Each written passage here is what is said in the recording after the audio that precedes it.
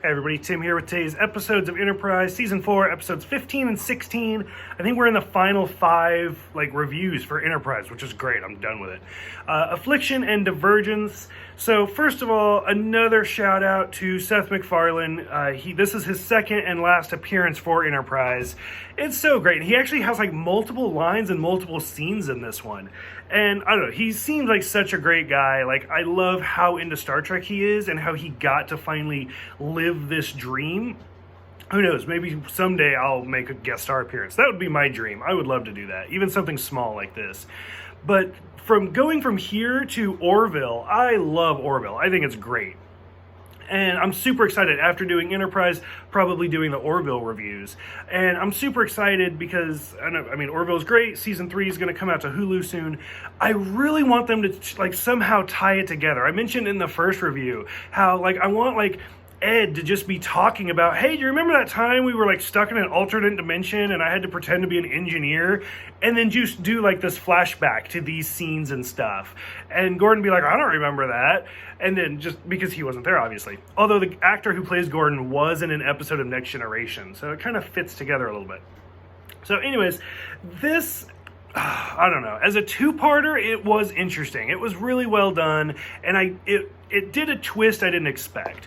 So go back to the original series, Klingons everywhere, so many episodes, and then when you finally get to the motion picture, the Klingons have been completely redone, bigger budget, all sorts of stuff, and just going from the original series to the motion picture, and then beyond that to the second movie, The Wrath of Khan, even Starfleet changes, because in the original series, they're let's go check shit out. Whereas, especially when you get to The Wrath of Khan, the director took it much more in a military form.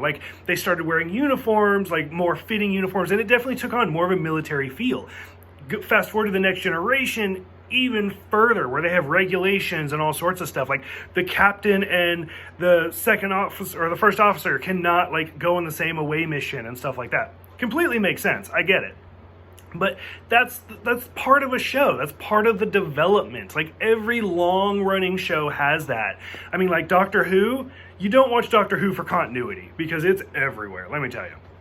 So anyway, Klingons, smooth foreheads, just brown makeup. Move on to the motion picture. They have ridges, they have bigger outfits, all sorts of stuff. And that continued to develop with their heritage. Finally, when you get to Deep Space Nine, and they go back in time and you see Worf, and they're like, those are Klingons? And he's like, we don't talk about it. And that's it. That's the closest Star Trek has ever come to acknowledging, hey, they used to look like this, but now they look like this, rather than just anybody just accepting it. I can accept it. I don't need an explanation. Didn't need anything. And in fact, I've mentioned it in several of my other Star Trek reviews where, to me, as a kid, I always thought it was Q. Because you always see Q with Picard, a little bit with Janeway. Why didn't Q go to some Klingon and they got into a fight and Q's like, you know what, fine. And now they all look like human. And then finally, after a few years, he changed them back, or the Continuum changed them back, somebody. I didn't need an explanation. It wasn't necessary. Well, Enterprise decided otherwise. They decided there needed to be an explanation. And so, we see Phlox get kidnapped. T'Pol tries her first mind meld with Hoshi, stuff like that. And we find out that Klingons have tried to use Soong's augment DNA to make augment Klingons, but realistically all it did was get rid of their foreheads. It did make them stronger, it did make them smarter, but it also gave them the flu and killed them.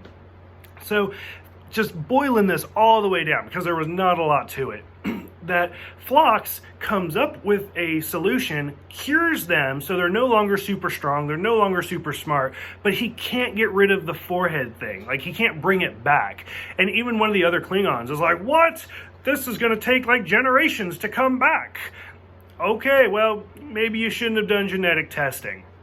And what I love about that is it still doesn't explain, if you go back to the original series where we see Kang, and we see Koloth, and we see Kor, all of those characters, and then when you go to Deep Space Nine and Voyager, where those three guys return, and now they have the ridges again. So evidently they found a way to reverse the process at some point, but still, oh well. I did like how one of the Klingons, the general, was played by the amazing late, great James Avery. Most people probably know him as Uncle Phil from Fresh Prince of Bel-Air. He was also the voice of Shredder back in the old Ninja Turtles cartoon that I grew up with. So it was kind of awesome. As soon as he started speaking, I was like, I know who that is. So that was great. There's the whole subplot that I didn't necessarily need of Malcolm actually being part of Section 31. Even though they never said Section 31, they hinted at it. I don't care. I don't care about Section 31 in the slightest. And I know, I didn't care about it in Deep Space Nine. I don't care about it in Enterprise. And I know it's a huge part of Discovery that I'm going to have to deal with. And it's even getting its own TV show that I'm going to have to do reviews for. So, whatever. I mean, most of that, so like I said, overall, I do think it was a good two-parter. I think it was an interesting episode. How they had to come up with a twist, I feel like they put a little bit too much thought into it. Another guest star for this was Eric Pierpoint. He plays Harris, the guy that's telling Malcolm what to do. Most notably from Alien Nation, which the actor that played Saval was also one of the main characters from Alien Nation. So I was kind of disappointed that those two actors didn't actually see each other. So I mean, Saval's not even in this, but they didn't share any screen time. That was disappointing, but whatever. I love Alien Nation. I should do reviews for that show. I didn't think about it. And all the movies, there's 5 television movies for it. Whatever. Anyways, I did think it was a good two-parter. It was interesting. I enjoyed it. For those who have seen it, what did you guys think about it? What did you like the Klingon explanation? Not necessary, or would you rather a different one? Or do you agree with me where it's Q? Go ahead, let me know, and I will see you guys next time for Bound.